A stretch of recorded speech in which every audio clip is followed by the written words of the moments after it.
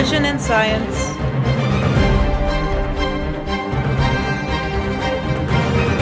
have been at war, but it is time for change.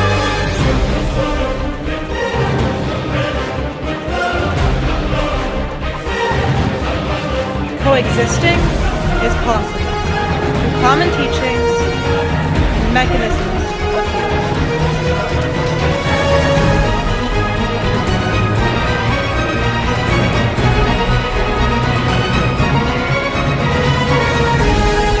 Once misconceptions are cleared, we must advance. The end.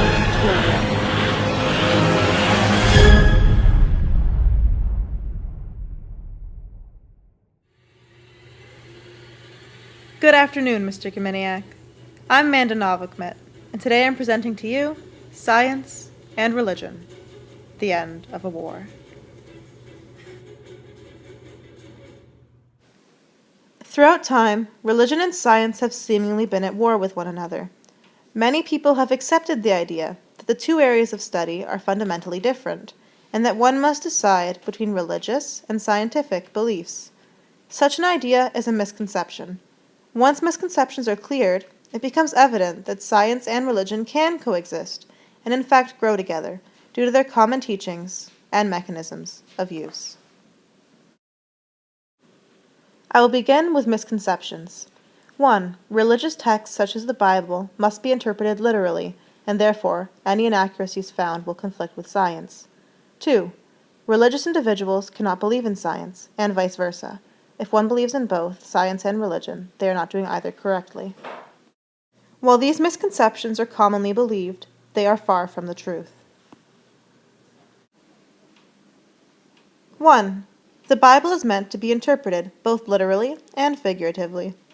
In the Bible it states, "All these things spoke Jesus to the multitude in parables, and he did not speak without a parable." A parable is a simple story used to illustrate a moral or spiritual lesson, similar to a metaphor. Stories told by Jesus are an attempt to teach a lesson, rather than to be an accurate account of events. This would clear the confusion regarding the scientific accuracy of passages in the Bible. Many passages were not meant to be accurate, they were meant to have meaning. Furthermore, many passages may be interpreted literally following a thorough analysis. For example, the Bible states in Genesis 1 and 2 that the earth was made in 7 days, or 1 day, respectively. How can this be true if, according to modern scientific theories, this process took 4.543 billion years? There is a solution. The solution to this is that time is relative. Let me explain. 1 day on Earth is equivalent to 23 hours, 56 minutes, and 4 seconds. 1 day on Neptune, on the other hand, is 16 hours and 6 minutes. 1 year on Earth is approximately 365 Earth days, and 1 year on Neptune is approximately 60,225 Earth days. The following is a diagram showing the orbit of Earth and Neptune around the Sun. Here you can see that there is a great distance. Here, the point of reference is the Sun. But the whole scale of time would change if the point of reference changes. What if the point of reference was the center of the universe? Matter is consistently rotating around a distant unknown region after all. The following is a diagram showing the orbit of our solar system around the center of the universe. Clearly, an orbit around the Sun is not related to an orbit around the center of the universe. Therefore, 1 or 7 days around the center of the universe could very well equal 4.543 billion Earth years around the Sun. In conclusion, this is not a reason for conflict between science and religion. Furthermore, it was not stated in the Bible that the scale used was Earth days. 2. Scientists can be religious, and vice versa. Many great scientists were religious. Religious scientists include Georges Lemaitre, Max Planck, Ernest Rutherford, and Werner Heisenberg. These individuals have made immense contributions to science, yet have remained constant in their faith. St. Thomas Aquinas himself states, Since human beings are said to be in the image of God, in virtue of their having a nature that includes an intellect, such a nature is most in the image of God in virtue of being most able to imitate God. Science can therefore be perceived as a key element in religion. To become closer to God in His image, one must develop an intellect closer to that of God. Such an intellect is developed through exploring the surrounding world and making observations. This is science. Common teachings include 1. Scientific and religious claims parallel each other regarding the origin of the universe. 2. Scientific findings also verify the possibility of intellectual design, being God, just as many religions state. 1. The origin of the universe. Genesis versus the Big Bang. In Genesis 1, it is stated, "In the beginning God created the heavens and the earth." This refers to the spontaneous creation out of nothing, at a finite moment in time, the beginning, which is precisely what the modern Big Bang theory states. More directly, "Let there be light" relates to the Big Bang theory's claim that electrons spontaneously emitted energy at this finite moment.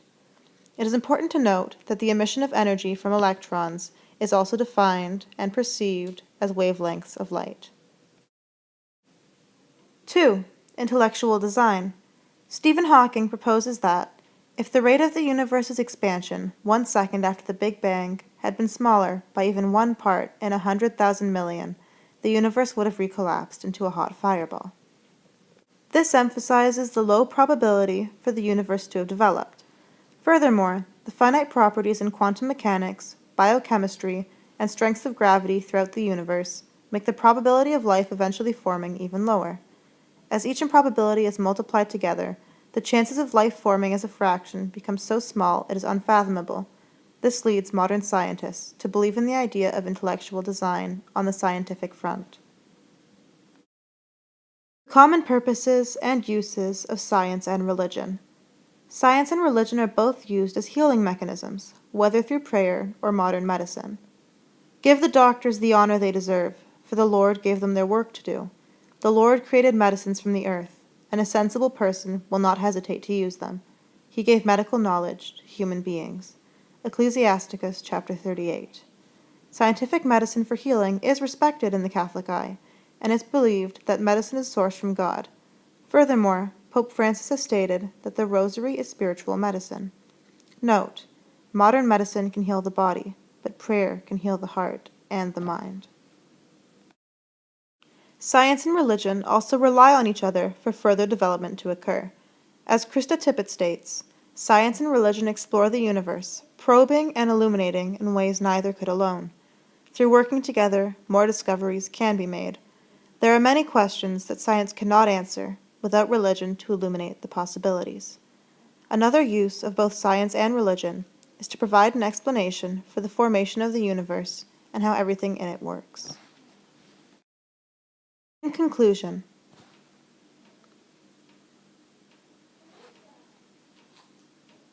due to the common teachings and mechanisms of use of both science and religion, they can coexist and advance together for further enlightenment. Common misconceptions can be cleared to result in a larger understanding of both science and religion. The war between science and religion is in fact not a war at all, but rather a conflict held between believers of the two due to misconceptions. That concludes my presentation. Thank you for listening, and I hope you have a wonderful day.